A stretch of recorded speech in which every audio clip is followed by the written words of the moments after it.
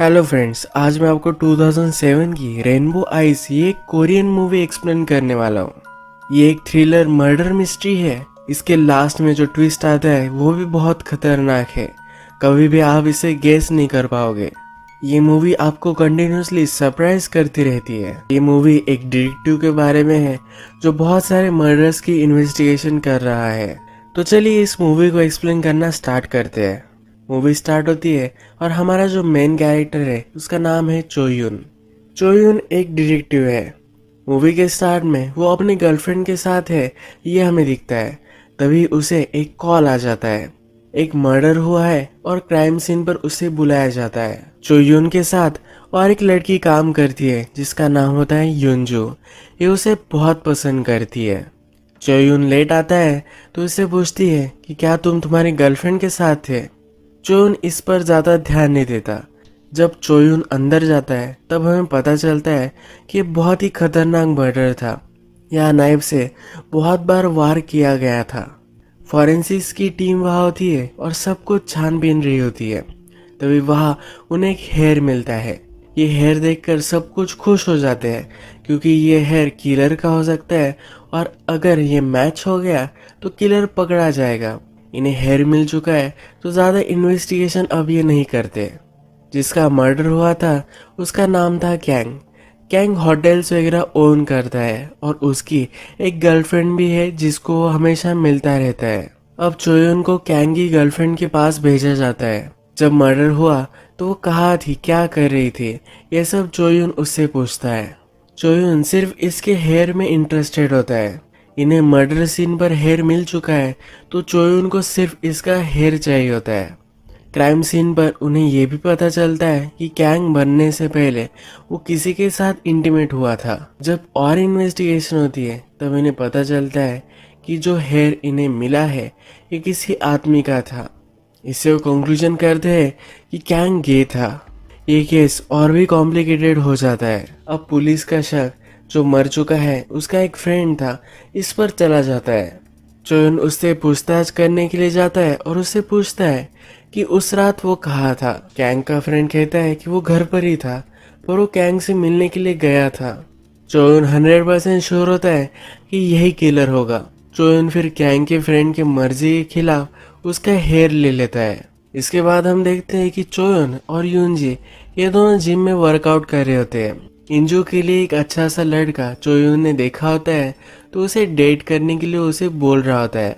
इंजू तो चोयुन से ही प्यार करती है तो वो कहती है कि अगर मैं और प्रीटी होती तो क्या तुम मुझसे प्यार करते। चोयुन इस पर कुछ भी नहीं कहता और वहां से चला जाता है। इसके बाद हमें चोयुन उसकी गर्लफ्रेंड के साथ दिखाया गया है। चोयुन की गर्लफ्रेंड का नाम सुजिन होता है।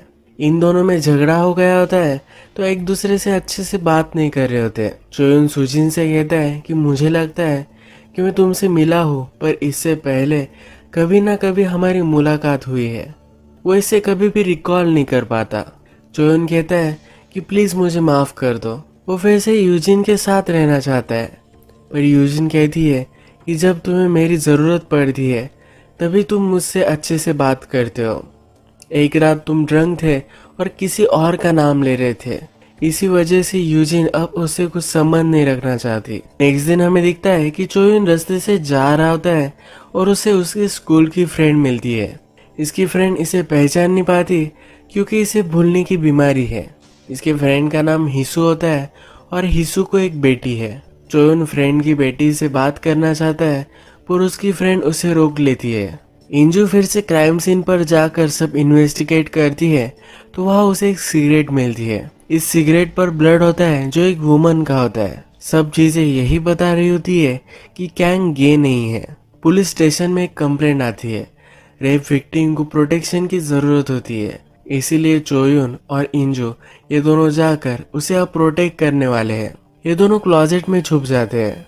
इंजू चोयुन से कहती है, मुझे लगा था कि तुम हर एक औरत को हेट करते हो, इसी वजह से तुम किसी से भी प्यार नहीं कर सकते। लास्ट में तुम अकेले होंगे और मैं तुम्हें एक्सेप्ट करूंगी। चोयुन कहता है कि तुम एक अच्छी लड़की हो। इंजू को नींद आने लग जाती है तो चोयुन के कंधे पर ही सो जाती है। थोड़ी देर में जिस लड़की को डर लग रहा था उसके घर में जबरदस्ती एक आदमी घुस आता है। इस लड़की को जबरदस्ती करने की कोशिश करता है। चोयून उठ जाता है और इस आदमी को बहुत मारता है। इंजू को उसे कंट्रोल करना पड़ता है। इसके बाद नेक्स्ट दिन हम देखते हैं कि यूजिन ने अब चोयून को एक्सेप्ट कर लिया है। चोयून अपनी मदर से मिलवाने के लिए यूजिन को लेकर आया है। चोयून की सब बचपन की फोटोज वगैरह यूजिन देख रही होती है। एक फोटो में उसकी जो फ्रेंड थी ये है और उसका ब्रदर है। इसके बारे में वो चोयून से पूछती है। चोयून कहता है कि मेरी फ्रेंड का ब्रदर मिसिंग है। तो सुजिन पूछती है तुम तो पुलिस हो, तुम क्यों उसे नहीं ढूंढ रहे। चोयून कहता है कि मैं श्योर हूँ कि उसका ब्रदर सही सलामत होगा, उसे कोई भी ढूंढने की जरूरत नहीं है। सुजिन मदर और चोयून के साथ डिनर करती है और रात में चली जाती है। पुलिस गैंग के फ्रेंड पर नजर रख रहे थे। उन्हें लग रहा था कि एक गे है। एक जगह पर वो गया होता है जहाँ पर पुलिस आ जाते हैं और एक आदमी के साथ ही होता है, तो इनका सस्पिशन अब और भी गाढ़ा हो जाता है। गैंग के फ्रेंड को इन्वेस्टिगेशन करने के लिए वो पुलिस स्टेशन लेकर आते हैं। चोमुन का पार्टनर सब गे लोगों को हेट करता है। इसी वजह से गैंग के फ्रेंड को पहले बहुत मारता है। उससे पूछता है कि तुम्हारा गैंग से क्या संबंध था। गैंग का फ्रेंड मना करता है। वो कहता है कि हम दोनों का फिजिकल कुछ भी संबंध नहीं था। ये कहता है कि हम दोनों एक दूसरे के अच्छे फ्रेंड थे। एक दूसरे को काउंसलिंग की ज़रूरत पड़ती थी तो एक दूसरे को हेल्प करते थे। इससे ज़्यादा और कुछ भी नहीं था।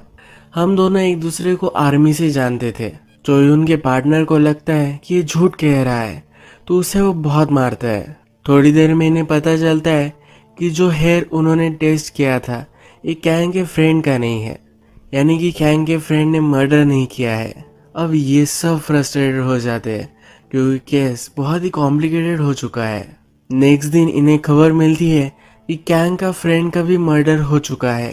कैंग का जिस तरह से मर्डर हुआ था, एक नाइफ से बहुत बार वुंड किए गए थे, उसी तरीके से ये भी मर्डर हुआ है।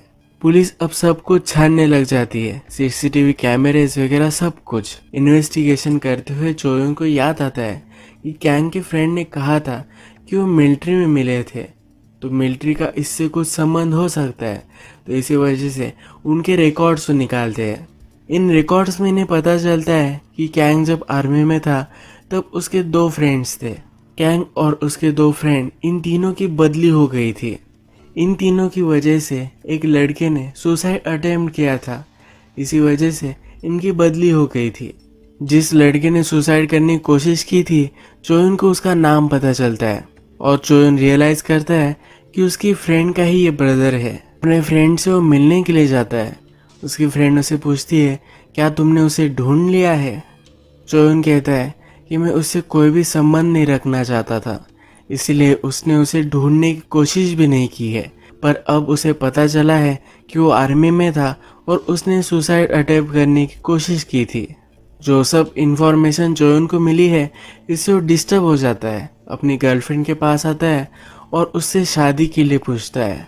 ये भी इसके लिए हाँ कर देती है। अब चोयून को लगता है कि उसकी फ्रेंड के ब्रदर ने ही ये सब मर्डर किए होंगे। इसकी फ्रेंड के ब्रदर का नाम यीसुक होता है। अब इसका पूरा शक यीसुक पे ही है। चोयून फिर से अपने फ्रेंड से मिलने के लिए जाता है। उसकी फ्रेंड कहती है कि मेरे ब्रदर को मैंने तुम्हें ढूंढने के लिए कहा था, उस पर शक करने के लिए नहीं। मैं समझ सकती हूँ कि तुम उससे मिलना नहीं चाहते थे, पर अब वो मर्डरर है, ये तुम कैसे कह सकते हो। क्या तुम्हें लगता है कि वो इतना क्रूल है।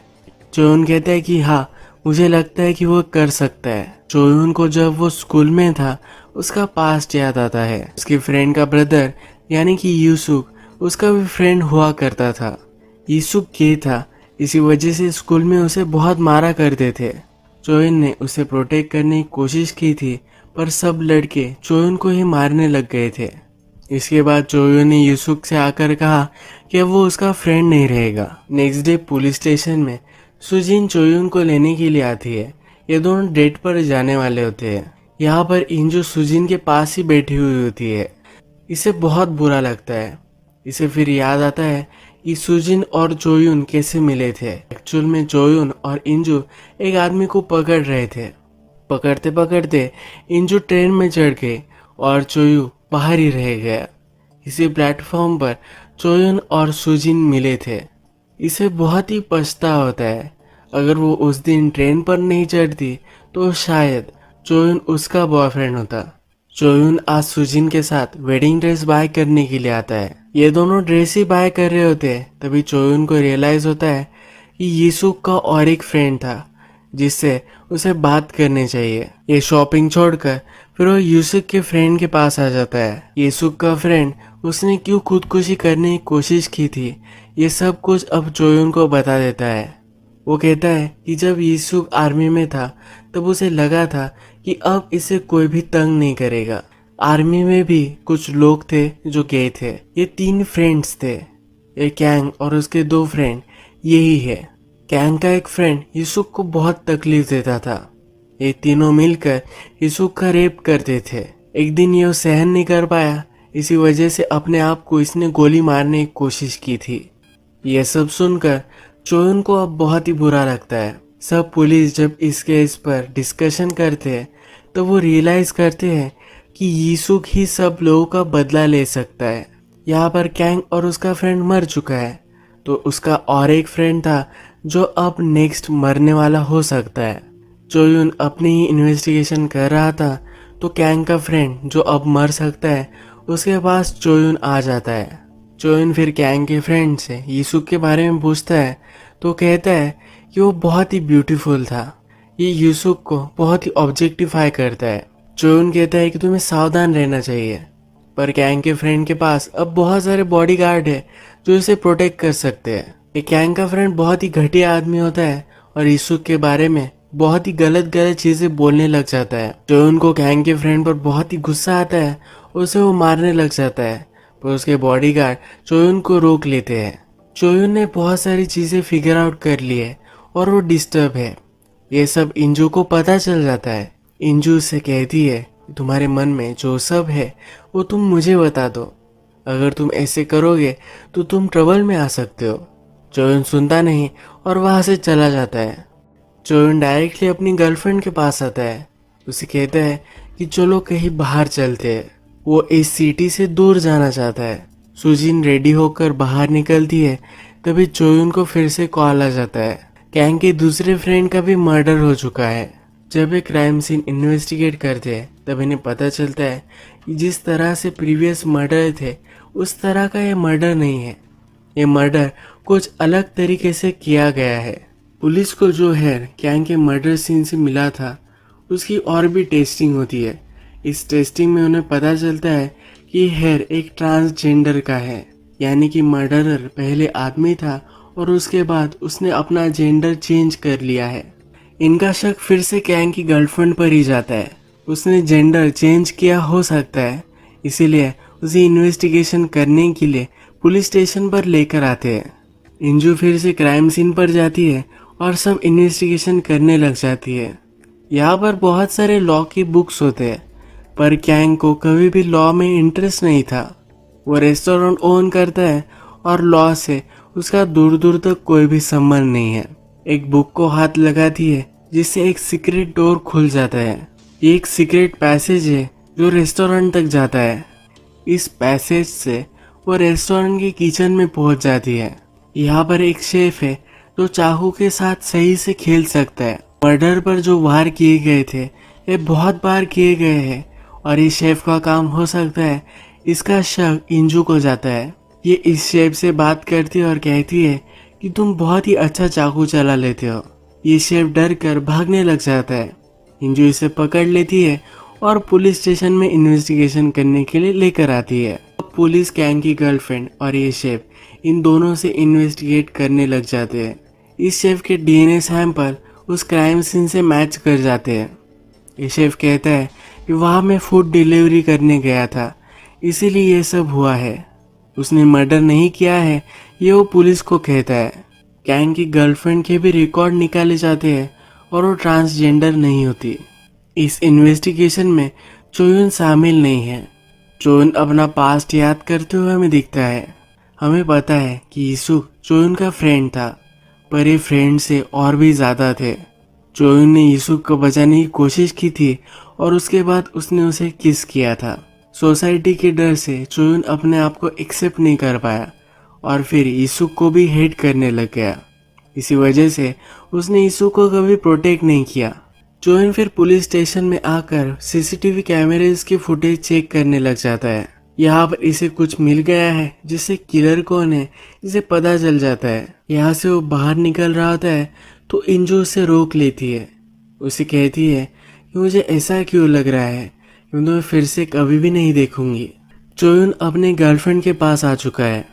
इसुक ने सर्जरी करवाई थी और वो औरत में कन्वर्ट हो गया था। ये औरत चोयुन की गर्लफ्रेंड सुजिन ही है। चोयुन सुजिन के पास आकर उससे पूछता है कि तुमने ये सब क्यों किया है। सुजिन कहती है कि तुम मुझे कभी भी एक्सेप्ट नहीं कर सकते थे, तुम सोसाइटी से ही डर रहे थे, इसी वजह से मैंने ये सब किया। चोयुन कहता है कि तुमने उन लोगों को क्यों मारा। सुजिन एडमिट नहीं कर रही कि उसने इस सब लोगों के मर्डर किए हैं। चोयुन डिस्टर्ब हो जाता है और सब चीजें फेंकने लग जाता है। सुजिन फिर चोयुन को शांत करने के लिए कहती है कि हाँ, मैंने ही उन्हें मारा था। चोयुन को समझ में नहीं आता कि अब उसे क्या करना चाहिए। वो सुजिन को कहता है कि जल्दी से यहाँ से चली जाओ, यही एक चीज है जो मैं तुम्हारे लिए कर सकता हूँ। जाते जाते सुजिन कहती है मैं जो सब किया, तुमसे प्यार करती थी, इसी वजह से किया है। ये बाहर निकल कर रास्ते पर आ जाती है। ये सुसाइड करने वाली होती है, तभी चोयुन उसे रोक लेता है। चोयुन अब सुजिन को लेकर सिटी से बाहर निकलकर यहाँ से बहुत ही दूर जाना चाहता है। ये दोनों निकल पड़ते हैं। यहाँ पर पैरेलल में पुलिस भी इन्वेस्टिगेशन कर रहे थे। सीसीटीवी कैमरे से इन्हें पता चल चुका है कि सुजिन मर्डर सीन पर आई थी। जो लास्ट मर्डर यानी कि कैंग के दूसरे फ्रेंड का मर्डर हुआ था, वो मर्डर जरा अलग था। इस मर्डर सीन पर इंजू पहले पहुंची थी। यहाँ पर उसने चोयुन का लाइटर देखा था। लाइटर देखकर वो समझ गई थी कि चोयुन ने ही मर्डर किया है। चोयुन भी इसी वजह से डिस्टर्ब था। कैंग का फ्रेंड इसुक के लिए बहुत ही डिसरेस्पेक्टफुल था, तो कैंग को बहुत ही गुस्सा आ गया था। उसे लग रहा था कि उसे मार डालना चाहिए। रात में हो गया और कैंग के फ्रेंड को मार कर आ गया। इंजू को चोयुन का लाइटर मर्डर सीन पर मिल गया था। उसने वो लाइटर अपने जेब में रख लिया था। चोयुन अलग बिहेव क्यों कर रहा है ये उसे पता था, इसीलिए उसने कहा था कि मुझे लग रहा है कि अगर तुम यहाँ से जाओगे तो मैं कभी भी तुम्हें नहीं देखूंगी, ऐसा मुझे लग रहा है। चोयुन और सुजिन को पुलिस स्पॉट कर लेते हैं और उनका पीछा करने लग जाते हैं। चोयुन और सुजिन दोनों भागते भागते एक ब्रिज तक आ जाते हैं। अब ब्रिज के सामने कुछ भी रास्ता नहीं रुकता, अभी अरेस्ट हो जाएंगे। और चोयुन को ये अच्छा नहीं लगता। सुजिन भी पकड़ा नहीं जाना चाहती। चोयुन फिर गाड़ी को तेज चलाकर इस ब्रिज से नीचे गिराकर खुदकुशी कर लेता है। सुजिन और चोयुन दोनों यहाँ मर जाते हैं। सुजिन चोयुन के बिना रह नहीं सकती और चोयुन ने मर्डर किया है तो बहुत ही गिल्टी महसूस करता है। इसीलिए दोनों डिसाइड करते हैं कि उन्हें सुसाइड करनी चाहिए और पानी में कूद जाते हैं। मूवी के क्रेडिट्स रोल थे और फिर हमारा ट्विस्ट आता है। कैंग की गर्लफ्रेंड को पुलिस छोड़ देते हैं क्योंकि उन्हें लगता है कि सुजिन ही रियल मर्डरर थी। कैंग की गर्लफ्रेंड पार्किंग लॉट से चल रही है और उसके पीछे शेफ होता है। ये जो शेफ है ये कैंग की गर्लफ्रेंड को बहुत ही पसंद करता था। कैंग की गर्लफ्रेंड शेफ को कहती है कि मुझे पता है कि तुमने ही ये मर्डर किए थे। वो उसे लाइक नहीं करती और उसे लूजर पुकारती है। ये शेफ नाइफ निकालता है और उसे मार डालता है। हमें यहाँ पता चला है कि एक्चुअल मर्डरर शेफ था। अगर हम फिर से एनालाइज करें तो शेफ कैंग की गर्लफ्रेंड को प्यार करता था, इसी वजह से कैंग को उसने मार डाला। कैंग के फ्रेंड के भी कैंग की गर्लफ्रेंड के साथ संबंध थे, इसलिए जेलसी में इस शेफ ने उसे भी मार डाला। लास्ट थर्ड मर्डर हमने देखा है वो कैंग के दूसरे फ्रेंड का था। यह हमें पता है कि चोयुन ने गुस्से में ये किया था। पिछले कुछ सीन्स में हमने देखा है कि सुजिन मान नहीं रही थी कि उसने मर्डर किया है, पर चोयुन बहुत ही डिस्टर्ब हो गया था तो उसे शांत करने के लिए उसने एडमिट कर लिया था कि उसने ये मर्डर किए हैं। सुजिन के हेयर मर्डर सीन पर थे क्योंकि वो कैंग से मिलने के लिए गई थी। बहुत सालों बाद उसने कैंग को देखा तो उसे लगा था कि कैंग उसे अपोलोजाइज करना चाहता है। कैंग उसे अपने रूम पर लेकर गया और फिर से उसका रेप उसने किया था। इसी वजह से सुजिन के हेल्स मर्डर सीन पर थे। इसी अजीब से ट्विस्टेड एंडिंग के साथ ये मूवी एंड हो जाती है। अगर आपको ये वीडियो अच्छा लगा तो प्लीज़ इस वीडियो को लाइक कर दीजिएगा। बहुत सारी ऐसी मूवीज़ लेकर आता रहता हूँ, तो प्लीज़ चैनल को सब्सक्राइब कर दीजिए और बेल नोटिफिकेशन आइकन दबाने मत भूलिए। हम फिर से मिलेंगे और एक नई मूवी के साथ। तब तक के लिए थैंक यू और अब अपने आप का ख्याल रखिए।